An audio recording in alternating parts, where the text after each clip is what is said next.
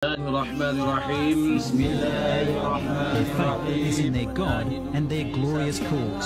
Wajahidu fi sabilillah. Arahlun, darahlun, jiwalun. Rumah namun samlang goro, rumah namun sambil meja. Darah ulun. Quran pada dah, Quran belum jarau. Darah ulun, harta ulun, nyawa ulun, serubung ke bangsa ulun dijual bersama masalah hebatnya dunia kira belina dalam kaitan penjajahan adalah dengan karena Allah. Mentor dan sumpah. Ya Allah, so tahti Al-Quran.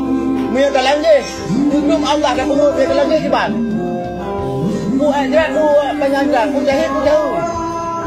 Ulunnya kita nyok, buat budak benar. Kamu jarau kaki Jawa limang tahun dan umur je. Tapi dia tak sambung jarau kaki Jawa limang tahun. Dia kamu dah murtad dia jadi sumpahnya hang cuma ada bawa pada sumpah. Sumpah demi kebangsaan, sumpah demi hidup udang dari Allah lima duka yang lihat di asal Muhammad Jiro. Maka mana? Hang kita boleh jauh kita wali monggo semuanya. Undang-undang dasar Nanggro Aceh kali ini dibuat oleh Sultan Iskandar Muda Kanun Muka Alam Nagdale Eklo dan Syekh Nur Sekarang ini dengan Syekh Muhammad Syekh Abdul Rauf Ali Al-Fansuri Sakiri dan Syekh Mansur Al-Maghribi dan Syekh Abdullah Al-Fatani dan Syekh Samsudin Al-Sumatrani. Dan lain-lain ulama tentu ulama membuat undang-undang dasar Nanggro Aceh Kanun Muka Alam Quran dan hadis. Hukum Islam. Cuman dari hukum Islam karena sudah hukum KUHP peninggalan Belanda kubah bineka tunggal ika sabda marga eka pradesa desa asai pujawan ikan akhlak bangsa Aceh pujawan ikan akidah bangsa Aceh pujawan ikan hukum Islam semua Aceh. Napa tu dan tu?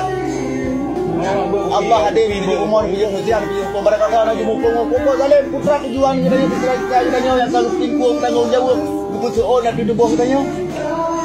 Nama amanah katanya buat mulia. Perjuangannya selamat.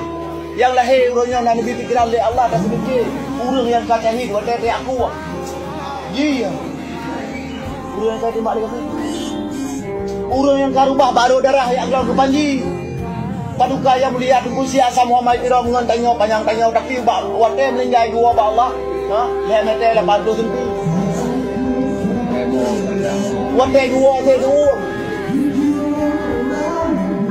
Wah, itu beriawak. Anak kan pura-pura perjuangannya yang baik berkhianat perjuangan. Ya memang iya tu le. Kudu iya le upah.